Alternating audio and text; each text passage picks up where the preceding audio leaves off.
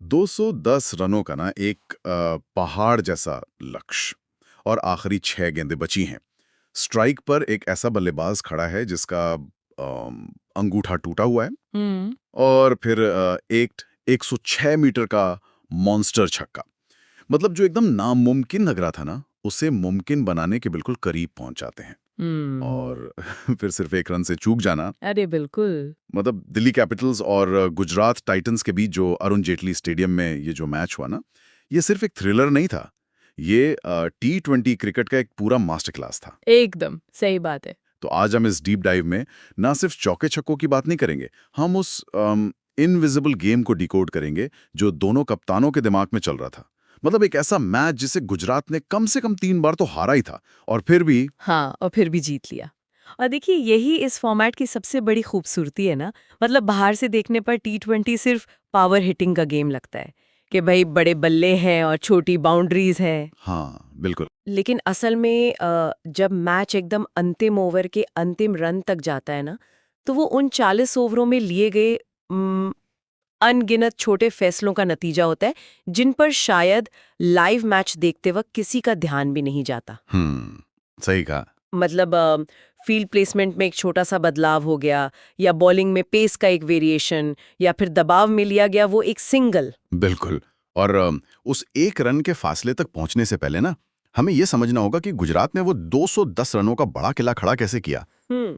क्योंकि दिलचस्प बात यह है कि मैच की शुरुआत में दिल्ली कैपिटल्स ने टॉस जीता और पहले गेंदबाजी चुनी थी। हाँ। और अरुण जेटली स्टेडियम की पिच बिल्कुल फ्रेश थी, और हाल ही में बारिश हुई थी तो हवा में काफी नमी थी।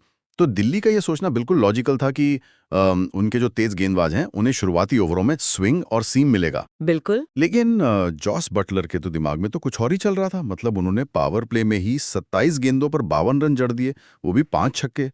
अब देखिए बटलर की उस पारी की तकनीक समझना यहाँ बहुत जरूरी है। हम्म। जब पिच पर नमी होती है ना, और गेंद स्विंग कर रही होती है, तो ज्यादातर बल्लेबाज क्या करते हैं? पीछे रहकर खेलते हैं शायद। एग्जैक्टली वो क्रीज में पीछे रहकर खेलने की कोशिश करते हैं, ताकि उन्हें गेंद को पढ़ने का थोड़ा समय मिले। राइट। लेकिन बटलर ने ठीक इसका उल्टा किया। वो लगातार क्रीज से बाहर निकलकर या फिर शफल करके ना दिल्ली के गेंदबाजों की पूरी लेंथ ही बिगाड़ रहे थे। अरे वाह। मतलब जब कोई गेंदबाज स्विंग के लिए गेंद को आगे टप्पा खिलाना चाहता है और बल्लेबाज पहले ही आगे बढ़कर उसे फुल टॉस या हाफ वॉली बना दे, तो गेंदबाज की पूरी लय ही टूट जाती है ना। हाँ, बॉलर तो पूरी तरह से कंफ्यूज हो जाएगा। बिल्कुल। और बटलर ने इसी साइकोलॉजिकल वॉरफेयर से पावर प्ले में 11.33 का रन रेट निकाल लिया। ये बहुत ही शानदार पॉइंट है। मतलब उन्होंने सिर्फ रन नहीं बनाए, उन्होंने दिल्ली के बॉलिंग अटैक का कॉन्फिडेंस ही हिलाकर रख दिया। बिल्कुल हिला दिया। अब इसके बाद जो हुआ वो और भी रोचक है। अक्सर हमने देखा है कि पावर प्ले में कोई टीम 70-80 रन ठोक देती है, लेकिन जैसे ही फील्ड खुलती है और स्पिनर्स आते हैं, रन रेट धड़ाम से गिर जाता है। हाँ, एकदम से गिर जाता है। लेकिन गुजरात ने यहाँ ना एक अलग ही टेम्पलेट सेट कर दिया। शुभमन गिल और वॉशिंगटन सुंदर। गिल ने 45 गेंदों में 70 रन बनाए और सुंदर ने 32 गेंदों में 55 रन। इन दोनों के बीच जो 104 रनों की साझेदारी हुई ना, उसे देखकर मुझे ऐसा लगा जैसे अगर बटलर ने एक हाईवे बनाया था, तो इन दोनों ने मिडल ओवर्स की उस गहरी नदी के ऊपर एक पूरा का पूरा सस्पेंशन ब्रिज ही खड़ा कर दिया। अरे ये ब्रिज वाली एनालॉजी यहाँ एकदम परफेक्ट है ना? हाँ, क्योंकि देखिए 2020 क्रिकेट में ओपनर्स आपको एक लॉन्च पैड तो देते हैं, लेकिन अगर मिडिल ओवर्स में आप स्ट्राइक रोटेट नहीं कर पाए, तो वो लॉन्च पैड किसी काम का नहीं रहता। बिल्कुल सही कहा। अब गिल चोट के बाद वापसी कर रहे थे, इसलिए उन्होंने बहुत समझदारी से एक एंकर का रोल निभाया। उन्होंने रिस्क वाले शॉट्स कम खेले और गैप्स में गेंद को धकेल कर बस सुंदर को स्ट्राइक देते रहे। और सुंदर ने क्या किया, उन्होंने मैचअप्स का बेहतरीन इस्तेमाल किया। हाँ, मैंने भी नोटिस किया था वो। मतलब दिल्ली के स्पिनर्स जब भी गेंद को फ्लाइट दे रहे थे ना, तो सुंदर ने अपनी रीच का इस्तेमाल करके सीधे डाउन द ग्राउंड शॉट्स खेले। डेथ ओवर्स में 171 से ज्यादा की स्ट्राइक रेट से बैटिंग करना, वो भी ऐसे मिडिल ऑर्डर के साथ जो ऐतिहासिक रूप से गुजरात की कमजोरी रहा है। हाँ, हमेशा से उनकी दिक्कत रही है मिडिल ऑर्डर। बिल्कुल। तो मैं कहूंगी कि यही वो टर्निंग पॉइंट था जिसने स्कोर को 160 से 210 तक पहुंचा दिया। अभी के 210 का लक्ष्य किसी भी टीम के लिए मेंटल प्रेशर वाला होता है। बिल्कुल होता है। लेकिन जब दिल्ली बैटिंग करने उतरी ना, तो पथुम निसांका ने मोहम्मद सिराज के पहले ही ओवर में लगातार 3 चौके जड़ दिए। मतलब ऐसा लग रहा था कि दिल्ली ने गुजरात का ही गेम प्लान कॉपी कर लिया है। हाँ, शुरुआत तो बहुत तगड़ी थी उनकी। एकदम। पावर प्ले खत्म होने तक बिना किसी नुकसान के 63 रन। मतलब स्टेडियम में बैठे हर फैन को लग रहा था कि दिल्ली ये चेस बहुत आसानी से निकाल लेगी। बिल्कुल था। लेकिन तभी शुभमन गिल ने राशिद खान को अटैक पर लगा दिया। और राशिद ने मतलब इस हाई स्कोरिंग मैच में जहां हर गेंदबाज की इकोनॉमी 9 या 10 के पार जा रही थी, राशिद ने 4 ओवर में सिर्फ 17 रन देकर 3 विकेट ले लिए। वो स्पेल सच में मैजिकल था। तो मुझे एक बात समझाइए, इतनी फ्लैट और बैटिंग फ्रेंडली पिच पर जहां गेंद इतनी अच्छी तरह से बैट पर आ रही हो, कोई स्पिनर 4.25 की इकोनॉमी से कैसे बॉलिंग कर सकता है? क्या बल्लेबाज उन्हें पढ़ नहीं पा रहे थे या राशिद कुछ अलग ही कर रहे थे? देखिए, ये सिर्फ गेंद के टर्न होने की बात नहीं है। ये बात है आर्म स्पीड और ट्रिजेक्टरी की। अच्छा। अरुण जेटली स्टेडियम की ये जो फ्रेश पिच थी ना, जिस पर बारिश के कारण रोलर चलने से एक तरह का स्किड पैदा हो गया था, ये राशिद जैसे गेंदबाज के लिए एकदम मुफीद स्थिति थी। राशिद पारंपरिक लेग स्पिनर्स की तरह गेंद को बहुत ज्यादा लूप या हवा में फ्लाइट नहीं देते हैं। उनका एक्शन बहुत तेज है। हाँ, उनका हाथ बहुत तेज आता है। एग्जैक्टली। तो जब गेंद 95 किलोमीटर प्रति घंटे की रफ्तार से स्टंप्स की लाइन में आती है और पिच से स्किड करती है ना, तो बल्लेबाज के पास बैकफुट पर जाकर कट या पुल मारने का वो जो फ्रैक्शन ऑफ अ सेकेंड वाला समय होता है, वो मिलता ही नहीं है। तो मतलब ये टर्न से ज्यादा स्पीड और लाइन का खेल था। बिल्कुल। इसे हम क्रिकेट की भाषा में स्पिन चोक होल्ड कहते हैं। स्पिन चोक होल्ड? हाँ, मतलब आप बल्लेबाजों को रूम ही मत दो। और इसका सबसे बड़ा उदाहरण 10वां ओवर था। ओहो, वो ओवर तो। हाँ, दिल्ली का स्कोरबोर्ड एकदम उड़ रहा था, लेकिन राशिद ने लगातार 2 गेंदों पर नीतीश राणा और समीर रिजवी को आउट कर दिया। और रिजवी तो शून्य पर ही आउट हो गए थे। बिल्कुल। अगर हम रिजवी के आउट होने के तरीके को देखें ना, तो वो क्रीज में बिल्कुल जमे हुए थे। शायद वो गेंद के टर्न होने का इंतजार कर रहे थे, लेकिन गेंद एकदम सीधी रही और स्किड कर गई। और इन बैक टू बैक विकेट्स ने दिल्ली के ड्रेसिंग रूम में पैनिक बटन दबा दिया। इसके तुरंत बाद अक्षर पटेल भी दबाव में आकर एक खराब शॉट खेल बैठे और सिर्फ 2 रन बनाकर आउट हो गए। हाँ, वो तो बिल्कुल अननेसेसरी शॉट था। तो वो जो चोक होल्ड था ना राशिद का, उसने 210 के चेज को पूरी तरह से डिरेल कर दिया।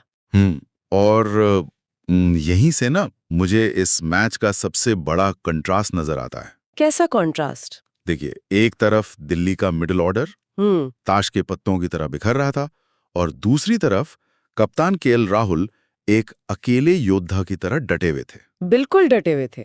मतलब 52 गेंदों में 92 रन, 11 चौके, 4 छक्के और 176.92 का स्ट्राइक रेट। राहुल शतक से सिर्फ 8 रन दूर रह गए थे। अब सोशल मीडिया पर और क्रिकेट पंडितों के बीच ये डिबेट चल रही है कि राहुल की इस शानदार पारी के बावजूद टीम हार गई। कुछ लोग इसे राहुल के अकेला योद्धा बनाम गिल के एंकर रूल की तरह देख रहे हैं। हाँ, ये चर्चा तो काफी हो रही है। पर मुझे ना ये थोड़ी नाइंसाफी लगती है। मतलब अगर एक बल्लेबाज 176 की स्ट्राइक रेट से रन बना रहा है, तो क्या हम सच में ये कह सकते हैं कि उसने मैच नहीं जिताया? क्या इसमें पूरी गलती उस मध्यक्रम की नहीं है जो उनके साथ खड़ा ही नहीं हो सका? देखिए, ये एक बहुत ही जायज सवाल है और मॉडर्न T20 एनालिटिक्स का सबसे बड़ा डिबेटिंग पॉइंट भी है। राइट। राहुल की पारी अपने आप में एक मास्टर क्लास थी, इसमें कोई शक नहीं है। उन्होंने स्पिन और पेस दोनों के खिलाफ शानदार पावर हिटिंग की। लेकिन T20 में सिर्फ आपका अपना स्ट्राइक रेट अहम नहीं होता है। तो और क्या अहम होता है? अहम होता है पार्टनरशिप कुशन। अच्छा। यानी साझेदारी का वो कुशन जो दूसरे छोर से मिलता है। जब एक ही छोर से विकेट लगातार गिरते हैं ना, तो सेट बल्लेबाज पर हर ओवर में बाउंड्री मारने का एक गैर जरूरी दबाव आ जाता है।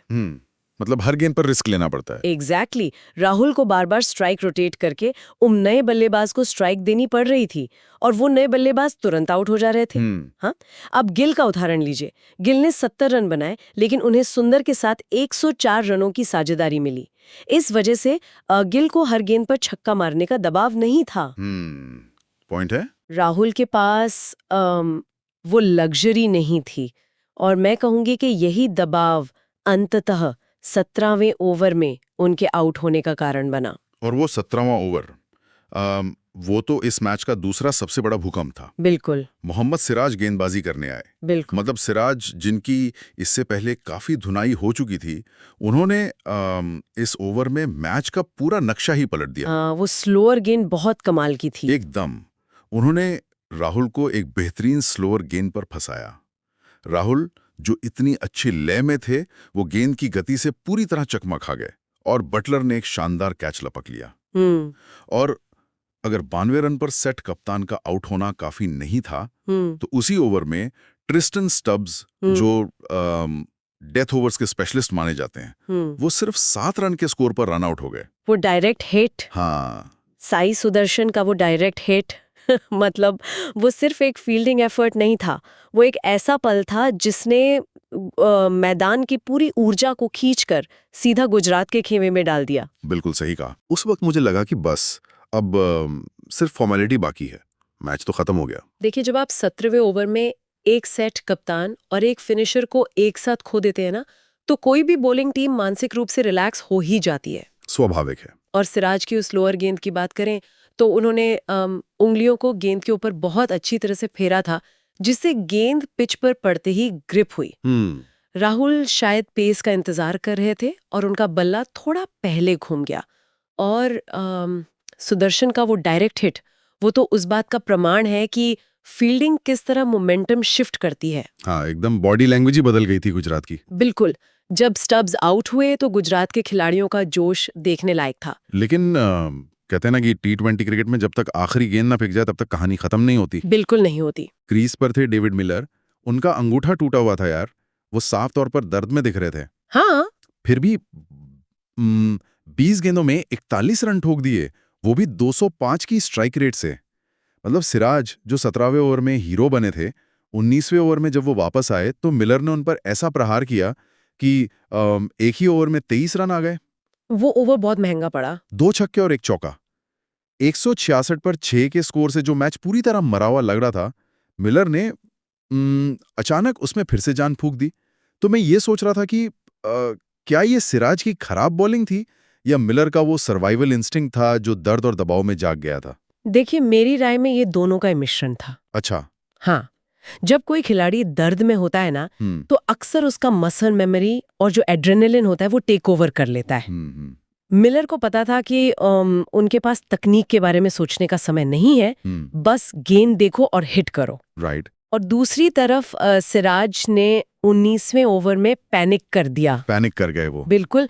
जब मिलर ने पहली ही गेंद पर बड़ा शॉट लगाया, तो सिराज अपनी यॉर्कर लेंथ से भटक गए और उन्होंने लेंथ गेंदें डालनी शुरू कर दी। ओहो। और वो लेंथ गेंदें सीधे मिलर के स्विंग आर्क में आ रही थीं। डेथ ओवर्स में बॉलर का ये जो पैनिक होता है ना, यही अक्सर मैच पलटता है। और इसी पैनिक और रोमांच का जो असली क्लाइमैक्स था ना, वो हमें आखिरी ओवर में देखने को मिला। हाँ, वो 20वां ओवर। लक्ष्य था 6 गेंदों में 13 रन। प्रसिद्ध कृष्णा गेंदबाजी के लिए आए। ये ओवर इतना ऐतिहासिक था कि मैं चाहता हूं हम इसकी एक एक गेंद का थोड़ा पोस्टमार्टम करें। बिल्कुल करते हैं। तो पहली गेंद 19.1, स्ट्राइक पर थे विप्रज निगम, जो एक युवा खिलाड़ी हैं। उन्होंने कृष्णा की पहली ही गेंद पर एक शानदार चौका जड़ दिया। अब 5 गेंदों में सिर्फ 9 रन चाहिए थे। स्टेडियम का शोर मतलब कान फाड़ देने वाला था। बहुत आसान था। लेकिन दूसरी ही गेंद पर खेल फिर पलट गया। 19.2, विप्रज ने एक और बड़ा शॉट खेलने की कोशिश की, गेंद हवा में गई और कप्तान शुभमन गिल ने दबाव में एक अविश्वसनीय कैच लपक लिया। विपराज आउट। वो कैच बहुत क्रूशल था। बहुत ज्यादा। अब क्रीज पर आए कुलदीप यादव। तीसरी गेंद 19.3, कुलदीप ने समझदारी दिखाते हुए 1 रन लिया और स्ट्राइक मिलर को दे दी। अब यहां मेरा एक सवाल है। कुछ लोग कह सकते हैं कि कुलदीप ने स्ट्राइक मिलर को देकर बहुत बड़ा मास्टर स्ट्रोक खेला, लेकिन क्या इस सिंगल ने मिलर पर यह एक्स्ट्रा दबाव नहीं डाल दिया कि अब उन्हें हर हाल में आखिरी 3 गेंदों पर 8 रन बनाने ही होंगे? देखिए, ये ना एक दो-धारी तलवार वाली स्थिति थी। कैसे? कुलदीप कोई पावर हिटर तो है नहीं। हाँ, वो तो है। अगर वो खुद डॉट गेम खेल जाते तो दबाव और भी ज्यादा बढ़ जाता। इसलिए क्रिकेट की जो बेसिक समझ है वो यही कहती है कि स्ट्राइक अपने सबसे इन्फॉर्म्ड बल्लेबाज को ही दो। राइट। कुलदीप का सिंगल लेना रणनीतिक रूप से बिल्कुल सही था, और दबाव तो वैसे भी 210 के चेज में हमेशा रहता ही है ना। और शायद उसी दबाव ने उस मॉन्स्टर शॉट को जन्म दिया। चौथी गेंद 19.4 मिलर ने वो किया जिसने सच में स्टेडियम की छत उड़ा दी। 106 मीटर लंबा छक्का। अनबिलीवेबल शॉट था वो। मतलब टूटे हुए अंगूठे के साथ एक इंसान इतनी ताकत कैसे जनरेट कर सकता है, ये तो विज्ञान के भी परे है। अब दिल्ली जीत के बेहद करीब थी। 2 गेंदों में सिर्फ 2 रन चाहिए थे। ऐसा लगा जैसे मिलर ने अकेले दम पर पूरा का पूरा पहाड़ खिसका दिया है। बिल्कुल। वो शॉट मिलर के बेखौफ इरादे का प्रतीक था।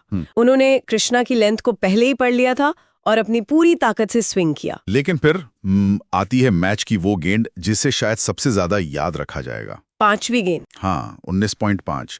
मतलब दबाव इतना ज्यादा था कि शायद कोई और गेंदबाज होता ना तो वाइड या नो बॉल ही फेंक देता। लेकिन प्रसिद्ध कृष्णा ने एक perfect yorker length dot ball फेंकी। मिलर बल्ला घुमाकर भी गेंद से कनेक्ट नहीं कर पाए, और इसी एक डॉट बॉल ने ना सारा गणित ही बिगाड़ दिया। बिल्कुल बिगाड़ दिया। अब अंतिम गेंद पर 19.6 पर एक गेंद में 2 रन चाहिए थे। सुपर ओवर की भी पूरी संभावना थी।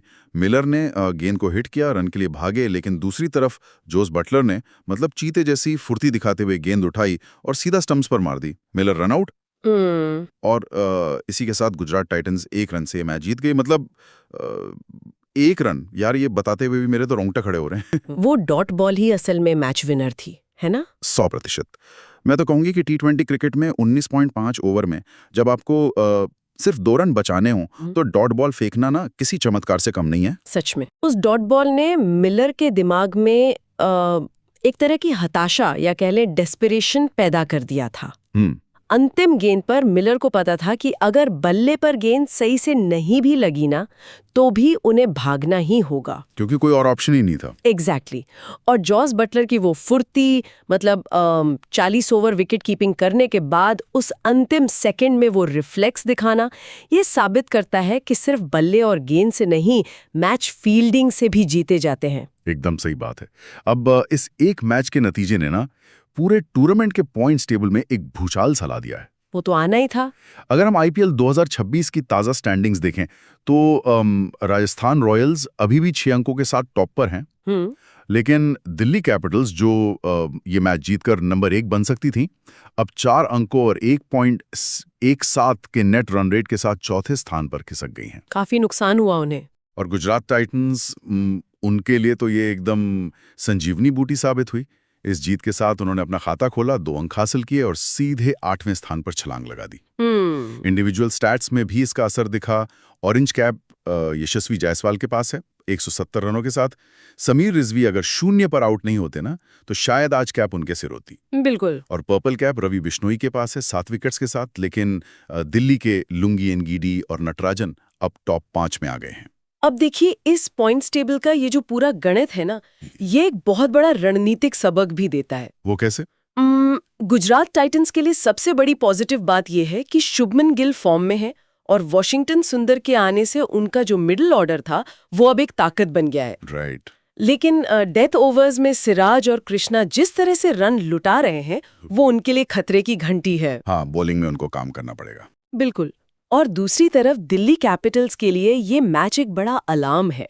निशंका और राहुल तो फॉर्म में है, लेकिन निचले मध्यक्रम का इस तरह दबाव में बिखर जाना, ये उन्हें आगे टूर्नामेंट में भारी पड़ सकता है। और 10 टीमों के इस टूर्नामेंट में 1 रन से हारना, ये बाद में नेट रन रेट के समीकरणों में बहुत ज्यादा चुभने वाला है। बिल्कुल चुभेगा। तो हमने आज के इस मैच के हर एक पहलू की गहराई से पड़ताल की। मतलब टॉस के फैसले से लेकर बटलर के हमले तक, राशिद के चोक होल्ड से लेकर अंत में उस 1 रन के रनआउट तक। लेकिन इन सब डेटा, एनालिटिक्स और मैचअप्स को किनारे रखकर एक विचार जो मेरे मन में बार बार आ रहा है, क्या क्रिकेट सचमुच सिर्फ मैचअप्स का खेल रह गया है? मतलब हमने देखा कि कैसे स्पिन के खिलाफ रिजवी को भेजने का जो डेटा आधारित फैसला था वो बुरी तरह फेल हुआ। हाँ, वो तो बिल्कुल काम नहीं आया। लेकिन दूसरी तरफ एक खिलाड़ी जिसका अंगूठा टूटा हुआ है, जो दर्द से करारा है, वो मैदान पर उतरता है और 205 की स्ट्राइक रेट से गेंदबाजों को तहस नहस कर देता है। ये तो है। दुनिया का कोई भी डेटा मॉडल या कोई भी कंप्यूटर एल्गोरिदम ना डेविड मिलर के उस मानवीय जज्बे या उस कभी ना हार मानने वाले इरादे की भविष्यवाणी कर ही नहीं सकता। बिल्कुल सही बात कही आपने। तो शायद अगली बार